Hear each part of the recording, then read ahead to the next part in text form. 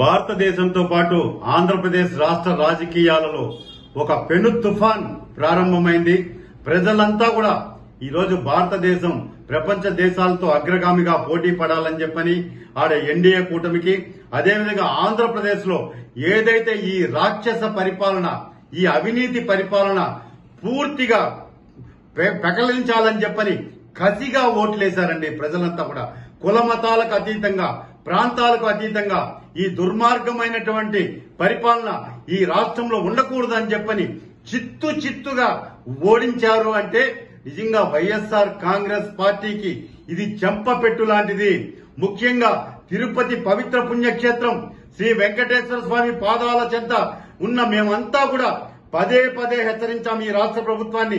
అయ్యా జగన్మోహన్ రెడ్డి, వెంకటేశ్వర స్వామి జోలికి రావద్దు, వెంకటేశ్వర స్వామితో చెలగాటం ఆడద్దు, ఆయన డబ్బుని తాకద్దు, నిప్పుతో చెలగాటం అగ్గిని తాకినట్లే అని చెప్పి హెచ్చరిస్తే అధికార బలంతో, అహంకారంతో కళ్ళు నెత్తికెక్కి ఈడ ఒక అధర్మారెడ్డి, ఒక నీచుడు, ఒక ధర్మారెడ్డిని తీసుకొచ్చి నువ్వు కొండ మీద మూడోసారి కూర్చోబెట్టి వెంకటేశ్వర స్వామికే పంగనామాలు పెట్టాలనుకుంటావా? ఈ రోజు నీ చరిత్ర వైఎస్ఆర్ కాంగ్రెస్ పార్టీ శాశ్వతంగా భూస్థాపితం చేసేశాడు వెంకటేశ్వర స్వామి. ఒకటే చెప్తున్నాను, అధికార బలంతో, అంగబలంతో, అహంకారంతో వెంకటేశ్వర స్వామితో పెట్టుకోవద్దండి అని చెప్పని హెచ్చరించినాము. ఈ రోజు ధర్మారెడ్డి పెట్టుకొని ఇష్టానుసారంగా భక్తుల మీద మీ దాడులు.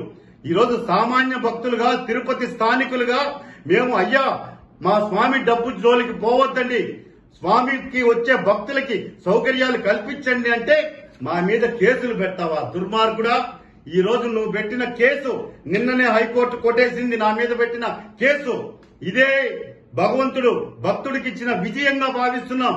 నాలాంటి భక్తులు ఎంతో మంది ఎన్నోసార్లు హెచ్చరించారు, నీ పద్ధతి మార్చుకో, నీ అహంకారమే నిన్ను మసి చేసేస్తుంది, భూస్థాపితం చేస్తుంది ధర్మారెడ్డి అని. కానీ అహంకారంతో, అధికార బలంతో రెచ్చిపోయావు. ఈరోజు టీటీడీ ఉద్యోగస్తుల్ని ఉక్కుపాదంతో అంచావు, తిరుపతి ప్రజల్ని స్వామివారికి దూరం చేశావు. సామాన్య భక్తులంటే నీకు లెక్కలేదు. ఒక దళారీ లాగా తిరుమల కొండ మీద తిష్ట వేసి జగన్మోహన్ రెడ్డి చెంచాగాడి లాగా బతికినావు.